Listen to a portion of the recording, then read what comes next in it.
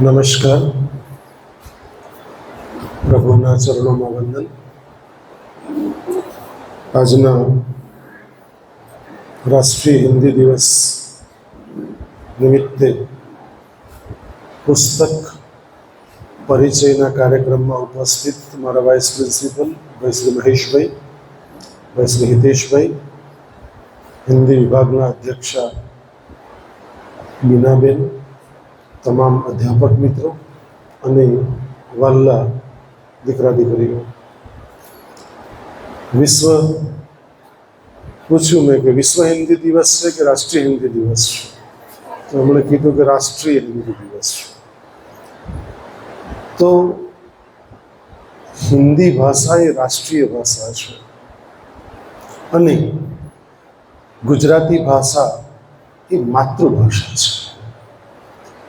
આમાં જે હિન્દી વિષયના જે વિદ્યાર્થીઓ મુખ્ય વિષયના બેઠા છે એ ખૂબ સદભાગી છે, કારણ કે એ લોકો રાષ્ટ્રની જે ભાષા છે એનો સતત અભ્યાસ કરે છે. મોબાઈલ હોય, સોશિયલ મીડિયા હોય કે ન્યૂઝ ચેનલ હોય, તમે જ્યાં પણ નજર નાખો ત્યાં હિન્દી ભાષાનો ઉપયોગ સતત થતો આવ્યો છે. આપણે ત્યાં બે પ્રકારના પ્રવચનો પ્રવર્તે છે. એક રાષ્ટ્રીય લેવલ પર ક્યાં અંગ્રેજી હોય, ક્યાં હિન્દી હોય. બે જ ભાષાનું ચલણ છે. ગુજરાતમાં જ માત્ર ગુજરાતી ભાષાનું ચલણ છે. તમે કેરળમાં જાઓ તો ત્યાં તો કોઈ અંગ્રેજી પણ નહીં સમજે અને કોઈ હિન્દી પણ નહીં સમજે. એ લોકોની ભાષામાં જ તમારે વાત કરવી પડે ને જલેબીમાં આપણને કશું સમજ ના પડે. અને એ લોકોની એ જે દેખાય છે ને ભાષા પ્રત્યેનો પ્રેમ દેખાય છે. એ લોકોનો વિરોધ 100% છે, પણ ભાષા પ્રત્યેનો પ્રેમ છે. અને સૌ પ્રથમ વિશ્વનું એક રાષ્ટ્ર જે કહેતા મને ખૂબ આનંદ થાય છે, ઇઝરાયલ,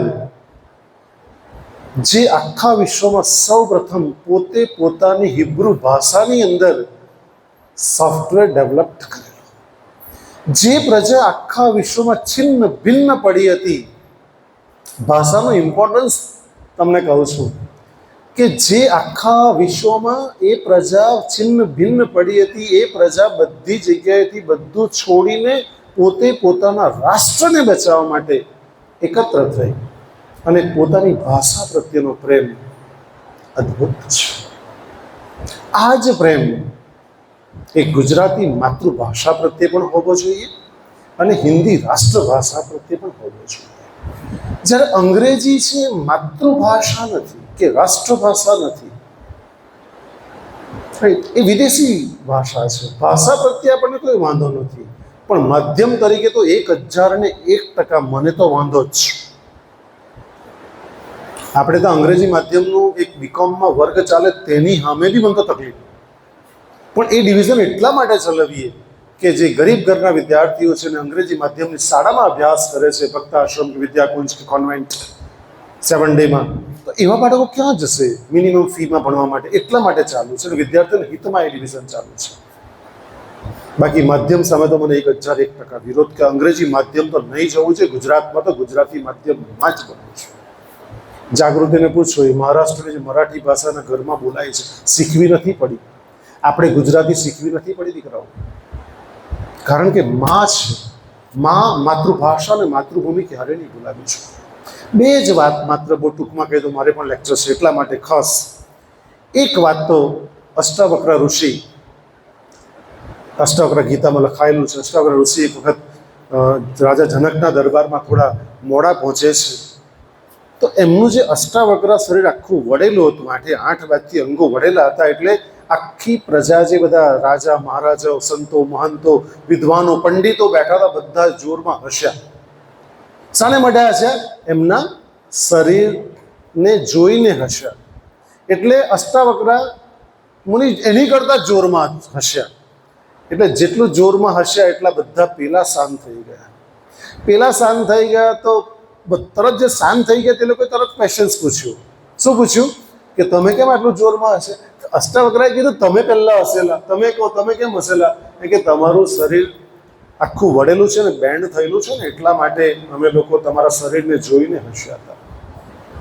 अष्टावक्र ऋषि कहूँ, हे राजा जनक, इस दरबार में एक भी विद्वान नहीं है, पंडित नहीं है, कोई महाजन नहीं है, कोई ऋषि नहीं है, कोई महंत नहीं, सब चमार लोग इकट्ठे हुए हैं, सब चमड़ी को परखने वाले इकट्ठे हुए हैं. हे राजा जनक, मकान टेढ़े मेढ़े हो सकते लेकिन मकान बनाने वाला टेढ़ा मेढ़ा नहीं हो सकता है. नदी टेढ़ी मेढ़ी हो सकती लेकिन नदी में होने वाला जल टेढ़ा मेढ़ा नहीं हो सकता. हे राजा जनक, गन्ना टेढ़ा मेढ़ा हो सकता है लेकिन गन्ने में होने वाला रस टेढ़ा मेढ़ा नहीं हो सकता. हे राजा जनक, धनुष्य की पणच, प्रत्यंचा, एक्चुअली हिंदी में शब्द है प्रत्यंचा, ये टेढ़ी हो सकती लेकिन धनुष्य में से निकलने वाला तीर टेढ़ा नहीं हो सकता. मित्रों, आज एनो संवाद हतो ने, डायलॉगिंग हतुं ने, गजब हतुं. કોઈને કશું કહેવું નહીં પડે, બધા શાંત થઈ. કારણ કે માણસની ચામડીનો રંગ જોઈ કે શરીરનો આકાર જોઈને ક્યારેય એને અંડર એસ્ટિમેટ નહીં કરી શકાય. તમારું જે સૌંદર્ય છે ને એ શરીર નથી, આપણે ભૂલી જઈએ છીએ. તમારું સૌંદર્ય એ તમારી વાણી છે, તમારી speech, how to communicate to other people. તમારી સુંદરતા જ તમારી વાણી છે. વ્યક્તિ ગમે એટલી સુંદર દેખાતી હોય, જો ગમે તેમ એલ ફેલ અપ શબ્દ બોલતી, તમે સુંદર કહેશો નહીં. કયા એંગલ તમે કહી શકો છો? અને બીજી એક મહત્વની વાત, એક વખત એવી કેવી કાલ્પનિક કથાઓ હશે, બહુ મને ખબર નથી, પણ ક્યાંક એવું મેં વાંચ્યું છે કે રાજા ભોજ અને કવિ કાલિદાસ ક્યાંક અલગ અલગ નામથી પણ આ વાત બહુ પ્રચલિત છે. એક વખત ધારા નગરી જવા નીકળે છે ને રસ્તો ભૂલી જાય છે. ત્યારે ગૂગલ મેપ નહીં હતા ને, રસ્તો ભૂલી ગયા. એટલે પેલી એક વૃદ્ધ સ્ત્રી ઘાસ કાપતી હતી ખેતરની અંદર. એને બૂમ પાડીને પૂછ્યું કે આ રસ્તો ક્યાં જાય છે? એટલે વૃદ્ધ સ્ત્રીએ બંનેના ચહેરા તરફ જોયું અને ઉપરથી નીચે જોઈ લીધું અને કીધું કે ભાઈ રસ્તો તો અહીંયા જ રહે, રસ્તો કશો નથી જતો. શું કીધું? રસ્તો, સવાલ એ આપણે બી પૂછી કાઢીએ કોઈ વાર, તો હવે માથાનો કોઈ હોય ને તો આપણને કહી દે. શું કીધું કે આ રસ્તો ક્યાં જાય છે? એટલે પેલી વૃદ્ધ સ્ત્રીએ, ઘાસ કાપનારી સ્ત્રીએ બંનેના ચહેરા તરફ જઈ ઉપરથી નીચે ઓબ્ઝર્વેશન કર્યું અને કીધું ના, રસ્તો તો કશો, રસ્તો તો અહીં જ રહે છે. તમે કોણ છો? એટલે એ લોકો તરત જવાબ, ઇન્સ્ટન્ટ જે પહેલા શબ્દ સ્ફુરે તેને તરત કીધું હમ મુસાફિર હૈ. પેલી વૃદ્ધ સ્ત્રીએ બંનેના ચહેરા તરફ જોયું, बेटा आप झूठ बता रहे, आप मुसाफिर नहीं है. इस विश्व में केवल दो ही मुसाफिर हैं, एक सूरज और एक चंद्रमा. सूरज इसीलिए मुसाफिर और चंद्र इसीलिए, चंद्रमा इसीलिए मुसाफिर, उसकी गति है. आपकी गति अटकी हुई, आप मुसाफिर नहीं. सच बताइए आप कौन है?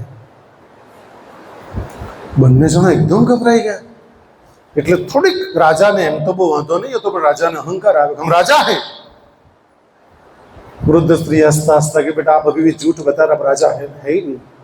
इस विश्व में केवल दो ही राजा, एक आत्मा और दूसरा परमात्मा. आत्मा इसलिए राजा है कि उसका राज पूरे शरीर पे चलता है, परमात्मा इसलिए राजा है कि उसका राज पूरे विश्व पे चलता है. बताइए, सच बताइए आप कौन है? आप राजा नहीं है. હવે તો બંને જણા બહુ જ ગભરાઈ ગયા. એટલે બંને જણા હાથ જોડે કે આમ ગરીબ હે. એટલે સ્ત્રીએ ફરી કીધું, વૃદ્ધ સ્ત્રીએ, ઘાસ કાપનારી સ્ત્રી, બેટા आप अभी भी झूठ बता रहे, आप गरीब नहीं है. इस विश्व में केवल दो ही गरीब, एक विधवा माँ गरीब है और दूसरी भेड़ बकरियां होती वो गरीब होती. विधवा माँ इसलिए गरीब है कि उसके बच्चा ताव से तड़प रहा है, कुछ कोई भी उसकी मदद के लिए नहीं आ रहा है, इसलिए वो गरीब है. और भेड़ बकरियां इसीलिए गरीब, उसके बच्चे के सामने कसाई उसको काट डालता है, वो कुछ भी नहीं कर पाती, इसलिए वो गरीब. सच बताइए आप कौन है? એટલે બંને જણા સાષ્ટાંગ દંડવત પ્રણામ કર્યા અને કહ્યું, माँ सच बताइए, हम की पहचान भूल चुके, आप बताइए हम कौन है? ત્યારે ઘાસ કાપનારી એક વૃદ્ધ સ્ત્રી, સામાન્ય સ્ત્રી, એણે કહ્યું, બેટા આપ રાજા ભોજ છે, આપ કવિ કાલિદાસ.